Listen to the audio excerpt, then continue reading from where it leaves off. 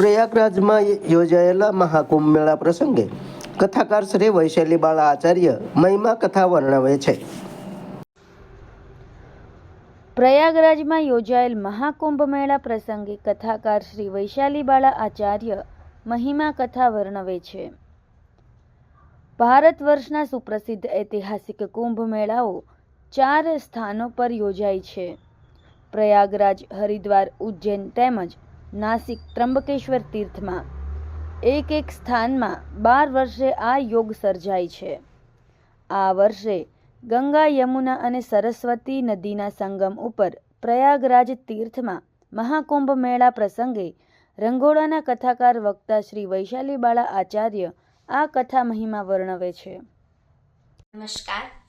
ભારત વર્ષમાં મુખ્ય 4 સ્થાનોએ કુંભ મેળા યોજાતા હોય છે, જેમાં હરિદ્વાર, નાસિક ત્રંબક, ઉજ્જૈન અને પ્રયાગરાજ. જેમાં આ વર્ષે પ્રયાગરાજમાં જ્યાં ત્રિવેણી સંગમ છે, ગંગા, યમુના અને સરસ્વતીનો, ત્યાં આ કુંભ મેળાનું આયોજન થઈ રહ્યું છે. તો ચાલો જાણીએ કે શું છે તેની પાછળની કથા. ભારત વર્ષના મહાન પર્વ એવા કુંભ મેળાનું આયોજન થઈ રહ્યું છે, અત્યારે ચાલી રહ્યો છે. અને તે પર્વમાં સનાતન બંધુઓ વિશેષ રૂપે ભાગ લેતા હોય છે. અને આ એક એવો મેળો છે જેમાં વિશ્વની સૌથી વધારે જનમેદની ઉમટતી હોય છે. લોકો મોટા ભાગે ભાગ લેતા હોય છે. સરિતા સ્નાન કરી અને પોતાની જાતને પાવન કરતા હોય છે. એવો આ દિવ્ય પર્વ. અને વિશેષ વાત તો એ છે કે આ મેળાઓનું કોઈ એક વ્યક્તિ આયોજન કરનાર નથી. સૌ પોતપોતાના રૂપે પોતપોતાના ભાવ અને શ્રદ્ધાથી આ મેળામાં જોડાતા હોય છે. સરકારશ્રી દ્વારા ખૂબ ખાસો એવો આ મેળા પ્રસંગે આયોજન થતું હોય છે, સહાયતા થતી હોય છે, વ્યવસ્થા કરાતી હોય છે.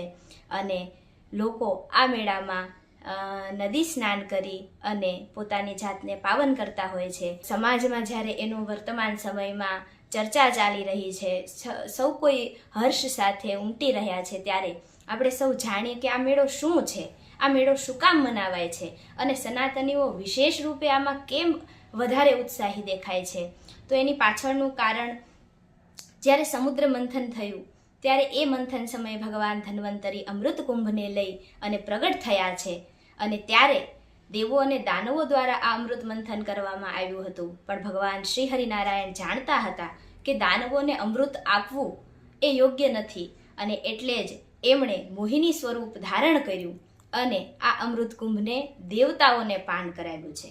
પણ તો આપણને પ્રશ્ન થાય કે એમાં અમૃત કુંભ નો પ્રાગટ્ય થવું, દેવતાઓને અમૃત પાન કરાવવું અને એનો અને આ કુંભ મેળાનો સંબંધ શું છે? તો એની પાછળ પૌરાણિક કથાઓ અનુસાર એમ વાત છે કે જ્યારે અમૃતનો કુંભ પ્રગટ થયો ત્યારે દેવો અને દાનવો વચ્ચે ઝપાઝપી થઈ એ અમૃતને પ્રાપ્ત કરવા માટે. ત્યારે એ ઝપાઝપીના સમય દરમિયાન અમૃતનો કુંભ ઝલકાયો અને 4 સ્થાનોએ આ અમૃત ઢોળાયું છે. અને તેના કારણે જે 4 સ્થાનોએ આ અમૃત ઢોળાયું તે 4 સ્થાનો પર અમૃતનું કુંભનું જળ પડ્યું હોવાથી, એ અમૃત પડ્યું હોવાથી લોકો ત્યાં વિશેષ રૂપે સ્નાન કરે છે અને તેથી પાવન થાય છે. બીજું કે આ તો થઈ પૌરાણિક કથા, પણ આનો આધ્યાત્મિક ભાવ શું છે?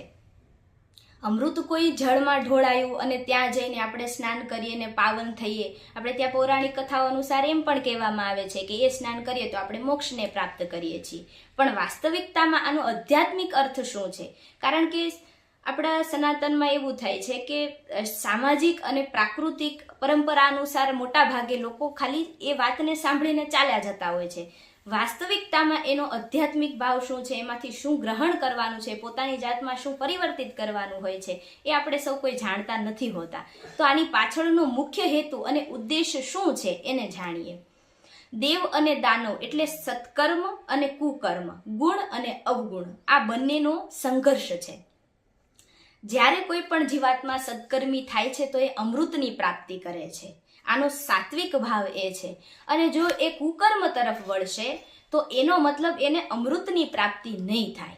એટલે ટૂંકમાં જીવાત્માએ આ સરિતાઓમાં, ગંગા, ઋષિકેશ આદિમાં સ્નાન કરી, અમૃતના પર્વ એવા આ મહાકુંભ મેળામાં સ્નાન કરી અને પોતાની જાતમાં સત્ગુણનું, સત્વગુણનું, સાત્વિક કર્મનું અમરત્વ પ્રાપ્ત કરી અને પોતે આજીવન સુધી એટલે કે મોક્ષ મળે ત્યાં સુધી સદકર્મી થવાનું છે. એ માટે વિશેષ રૂપે આ સ્નાનનો મહિમા હોય છે. દેશ વિદેશથી લોકો આ સ્નાનમાં જોડાતા હોય છે અને વિશેષ રૂપે ભાગ લેતા હોય છે. તો એવા આ મહાપર્વની આપ સૌને શુભકામના.